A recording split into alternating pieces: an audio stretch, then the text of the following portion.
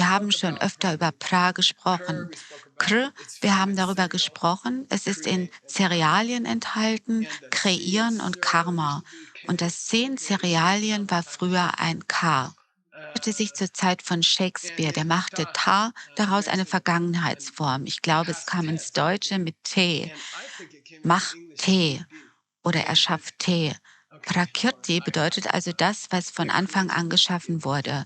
Und es bedeutet die ursprüngliche Natur eines Objekts. In der Sankhya-Philosophie, in der alten hinduistischen Yoga-Philosophie, stellen sie zwei Dinge nebeneinander.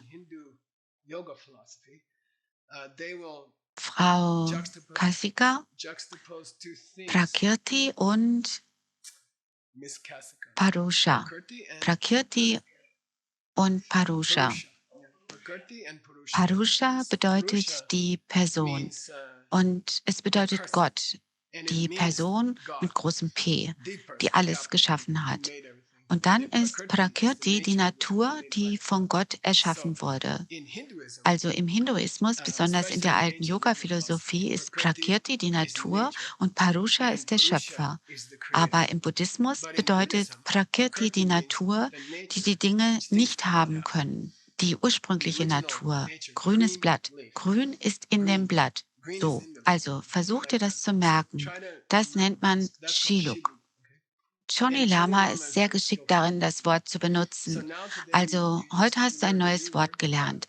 Prakriti, das, was am Anfang gemacht wurde. Prakriti und die Natur der Dinge. Als Michael von seinen Eltern erschaffen wurde, wurde er mit einer Natur erschaffen, die von der Fabrik von Anfang an eingebaut war. Hatte er eine Natur, Prakriti, an sich, von der Fabrik aus? Von der Fabrik meiner Mutter. Ordnung, los geht's. Nächstes Thema.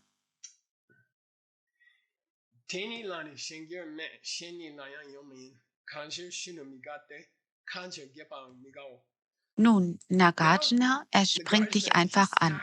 Hey, ihr redet doch über Veränderung, richtig? Grünes Blatt wird gelb, richtig? Ja, ja, ja, ja. Hat es eine Natur? Hat die Veränderung eine Natur? Verstanden? Vergesst das Blatt jetzt. Hatte das grüne Blatt eine Natur? Wir sagen nein. Sie sagen ja. Sagen, es muss eine Natur haben, weil es sich verändert hat. Wenn es keine Identität hätte, wie könnte es eine neue Identität annehmen, nämlich gelb zu sein? Wie könnte sich Milch verändern, ihre alte Identität aufgeben und zu Joghurt werden, wenn sie nicht von vornherein eine Identität gehabt hätte? Jetzt sagen wir, übrigens, wollt ihr über die Leerheit der Veränderung sprechen? Wenn die Milch zu Joghurt wird, wenn das Blatt gelb wird, was ist dann die Leerheit davon? Wenn die Dinge eine Urnatur haben, Prakriti, sie nicht etwas anderes werden. Wenn die Dinge aus sich selbst heraus getrennt sind, können sie keine Natur haben. Wenn die Dinge aus sich selbst heraus getrennt oder anders sind, ist das gelbe Blatt anders als das grüne Blatt? Ja, es ist gelb. Ist der Joghurt anders als die Milch? Ja. Existiert dieser Unterschied aus sich selbst heraus? Junge Leute werden nicht alt und alte Menschen werden auch nicht alt. Das ist Nagarjuna. Junge Leute werden nicht alt und alte Menschen werden auch nicht alt. Jetzt machen wir das zweite, weil es einfacher ist. Können alte Menschen alt werden?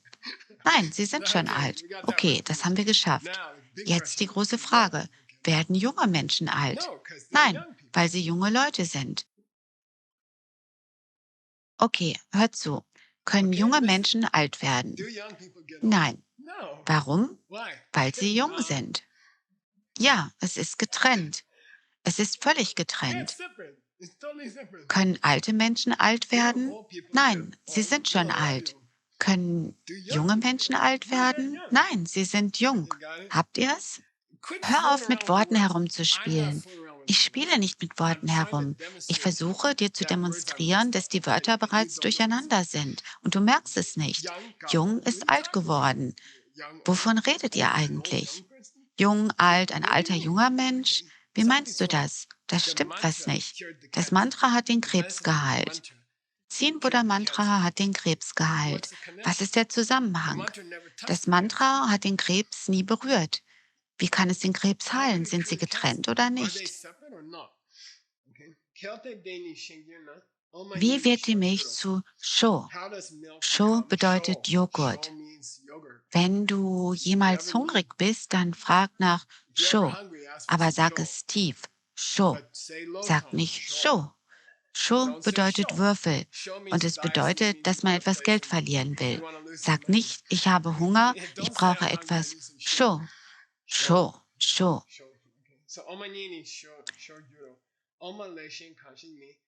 Ist die Milch getrennt vom Joghurt oder nicht? Sind das getrennte Dinge? Ja oder nein?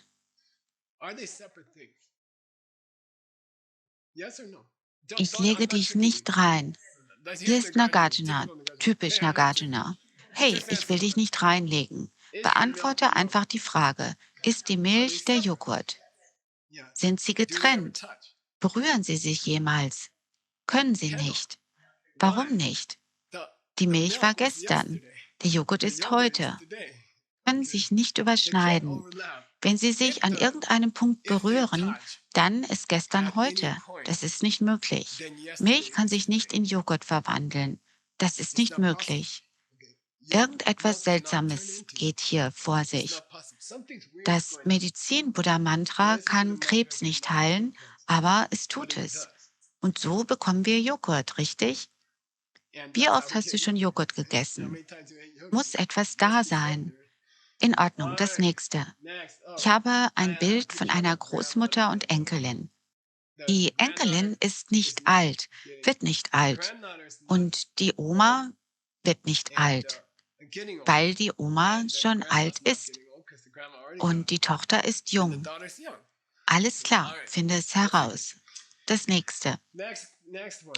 Oh, diese Klasse wird, schauen wir mal. Nun, laut Johnny Lama, der uns führt und nebenbei bemerkt, wir haben den Kommentar noch nicht durchgelesen.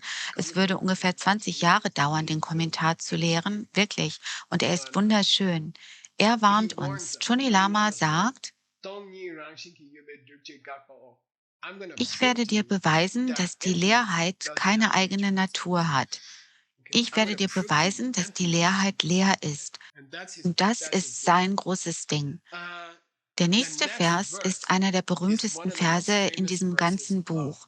Und es ist eine Art Ehre, dass wir alle unsere Medizin-Buddha und ACI-Freiwilligen heute hier haben, weil wir den vielleicht berühmtesten, nun den zweitberühmtesten Vers aus diesem ganzen Buch haben. Und es ist einfach cool, dass ihr hier seid. Denn in 5 Jahren passiert es nur einmal. Also los geht's.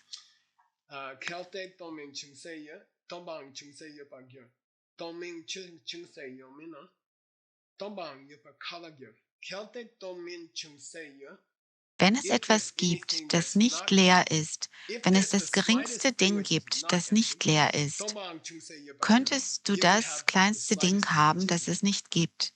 Wenn es auch nur das geringste Ding gibt, das nicht leer ist, dann kannst du das kleinste bisschen Leerheit haben. Wenn es nicht das geringste Ding gibt, das nicht leer ist, wie könntest du Leerheit haben? Man braucht das Gegenteil, um eine Sache zu definieren. Wenn es so etwas nicht gibt, wie nicht leer zu sein, wie willst du dann die Leerheit erkennen? Man erkennt Dinge durch Vergleich mit anderen Dingen. Woher weiß man, dass etwas blau ist, wenn es nicht gelb ist? Wenn blau die ganze Zeit um dich herum wäre, wenn alles in deinem Zimmer blau wäre, würdest du das Blau nicht sehen. Ich meine, du würdest es sehen, aber du würdest es nicht sehen. Das ist also sein berühmter Beweis, dass Leerheit ihre eigene Leerheit hat. Nun, wie kommt das? Schauen wir uns dieses Bild an.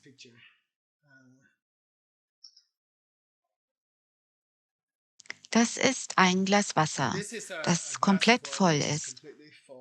Es ist definitiv nicht leer, aber es müsste doch einen nicht leeren Teil geben, wenn die Leerheit von ihrer eigenen Seite käme. Wenn Leerheit von ihrer eigenen Seite käme, dann müsste es einen Teil geben, der nicht leer ist. Daher war diese letzte Aussage, wer hat gesprochen? Klingt wie der andere Typ. Klingt wie der andere Typ. Okay, Nagarjuna. Also muss es etwas geben, Okay, Nagarjuna. wenn Dinge So keine must eigene be some Identität stuff. haben, If things dann don't ist die have einzige identity, Möglichkeit, sie zu erkennen, then the only way you're going to wenn man das recognize it is Gegenteil by looking at the betrachtet. opposite. Deshalb muss es There einige must Dinge be im some things in Universum the universe geben, die that aren't nicht leer empty, sind. and you Und can du compare kannst them sie to the mit things den that are Dingen, die empty, leer and sind, tell them they're empty. vergleichen Okay. Otherwise, how could you und ever see? sagen, It dass sie never leer existed. It sind. didn't have its Wie own konntest meaning. du sonst jemals sehen, If wenn it die were only Leerheit empty by nicht ihre eigene comparison, Natur hätte, wenn sie nur im Vergleich here we leer go. wäre? If you're not Okay, convinced jetzt yet, geht's los. we're Falls done. du noch nicht verwirrt bist, werden wir Uh, daran arbeiten. Gehen wir zum nächsten let's Vers. go to the next verse. Okay. Gawa nam ki tombani takun nepan jungwa sun kanda tombani tawa teda dukta mepa sun. Dies ist ein This is a sehr very subtiler subtle Vers. verse. Es It braucht takes a eine lot of. Menge Arbeit. I'll, Ich I'll, werde ihn I'll, dir erklären. I'll introduce it to Und was you. mein Lehrer And what sagte, my war, teacher man muss said es was, you have kochen. to cook it. Rebecca saß immer bei Rebecca meinem used to Lehrer, sit du with me, kochst es. Wir right? sagten, nein, nein, Cook wir it. verstehen gar We said, nichts. no, no, we don't Koch es, understand. He said, verdammt cook it. nochmal, I koch said, cook es. it. Ich gehe I nach said, Hause. Ich sollte es I should ausprobieren. try that. Okay. Yawanangi Tomani. Die The Siegreichen haben victors über die stated Leerheit about gesprochen. emptiness. Takun Nyepanjum. This Dieses Nyenjung, the new Nyenjung, first principle path, erster Hauptpfad, ist is Entsagung. renunciation. But Aber es bedeutet it auch, also etwas means to rip something out. herauszureißen, etwas To rip something. herausreißen. Nyepanjum. Pull it out. Nyepajung, Okay. Pull zieh yourself es out of the raus. home life. Dich aus It's called dem häuslichen renunciation. Leben But zurück here, wird Entsagung genannt. uh, Aber hier the sagte der Buddha, Buddha dass die said that emptiness Leerheit rips out Takun, takun, takun, Lokta, lokta, falsche lokta, Ansichten herausreißt. wrongdoings. Er If sagte, you wenn get du emptiness, Leerheit erreichst, it wird will sie deinen renunciate falschen your Ansichten wrongdoings. Pull them abschwören. out of the Zieh house and sie get aus out. dem Haus raus, This dieses house. Haus. Okay. Alright. So, uh, kanda tombani tawa.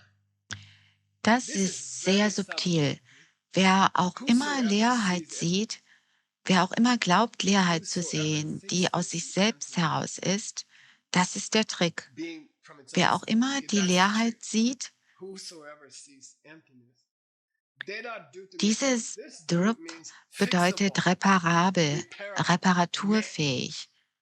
Meh, was ist der What's größte the Fehler, biggest den man im mistake you Leben can make? machen kann? Wenn du Thinking denkst, dass die that Leerheit ihre emptiness eigene has its own Natur meaning. hat, dann bist du hoffnungslos, Then you are wahrhaftig hopeless, hoffnungslos. truly hopeless. Wer Who hat das said that? gesagt? Sung, the Buddha. Sung, der Okay. Buddha.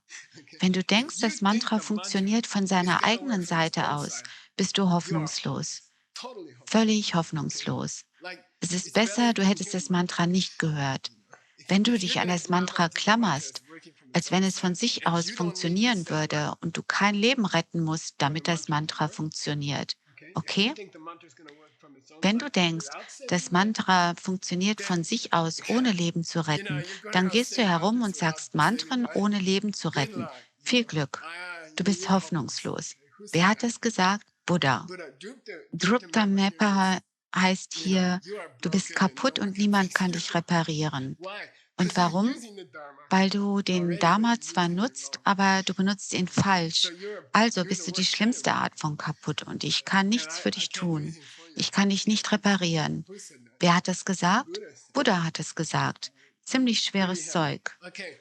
So Damit that ist unsere Klasse heute finishes our zu class Ende. today. Again, Nochmals, es ist eine a besondere special treat, Leckerbissen-Klasse, last offering extra für for diejenigen von euch, die so sehr those of you geholfen who have been haben. helping Und ich so kenne long. es, ich And habe meinem I Lama know 30 Jahre lang geholfen. I helped my Ich habe Lama for 30 Jahre lang 30 Geschirr years. gespült. I Ellie und washed ich haben dishes ein for Bild von 30 uns years. gefunden, Me and wie wir Kelly found a picture draußen of Schnee us schaufeln, als es noch shoveling geschneit hat snow vor at der this, you know, globalen when it Erwärmung. used to snow before the Das war global der warming ganze came down. Tag. And, Also that was muss the ich dir whole day sagen, for that. So dass es I gotta das tell you Coolste ist, ein Freiwilliger that zu sein. Das being a Klügste, volunteer was man is machen the kann. coolest, Wirklich, smartest thing you ehrlich, can do. ich bin Really, nicht honestly, egoistisch. I'm not Und just ich habe es selfish, okay? 30 Jahre lang And gemacht. I did Und it for ich blicke 30 zurück years. auf diese And I Zeit. look back at those Einige meiner times. Freunde aus Some of my Princeton friends from sagten immer, Princeton they used to der say Typ that guy nutzt paid dich me millions of aus, du years. arbeitest den ganzen He Tag working all umsonst, day du for könntest ein free. großer Anwalt And you sein could be a big oder du lawyer, könntest ein or großer you could be a Regierungsbeamter government sein. official. They're all Sie dead sind now. jetzt alle tot. Or they got Oder cancer sie and haben they're writing me Krebs letters und sie every schreiben day, mir all jeden day. Tag Briefe, den ganzen Help Tag. me. Hilf I don't know mir, what to hilf do. mir. Ich weiß nicht, Teach was me ich tun something. soll. Bring mir These etwas guys bei. told me Diese Jungs when I went sagten to mir, als Princeton, ich zu you're a meinem fool. Lehrer ging, Du bist ein Narr, wenn du den ganzen Tag damit verbringst, freiwillig für deinen Lehrer zu arbeiten. Aber ich blicke zurück auf diese Tage und ich war wirklich, wirklich glücklich. Das waren die glücklichsten Tage in meinem Leben. Ihr seid also sehr klug, als Freiwillige zu arbeiten. Und macht weiter. Und ihr werdet auf diese Tage zurückblicken und ihr werdet sagen, oh, das war die beste Zeit meines Lebens. Na dann, wir sehen uns später.